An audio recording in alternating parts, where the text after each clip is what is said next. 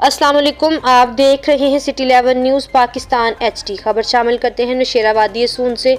हमारे नुमाइंदा मलिक ज़हद फ़ारूक अवान की रिपोर्ट के मुताबिक तहरीक इंसाफ के रहनुमा MNA मलिक उमर असलम अवान ने तहसील हेडक्वार्टर हॉस्पिटल नौशेरा में 35 करोड़ की लागत से तमीर एमरजेंसी वार्ड का इफ्तिताह कर दिया। तफसीलात के मुताबिक तकरीब से खिताब करते हुए MNA मलिक उमर असलम अवान ने कहा कि मैंने हल्का में साबका दौरे के सियासी नुमाइंदों की निस्बत तमीर और तरक्की के अनगिनत मसालिक काम करवाए। उन्होंने कहा कि 10 बिस्तरों पर मुश्तमिल एमरजेंसी वार्ड में जदीद सहूलियात फराम की जाएगी।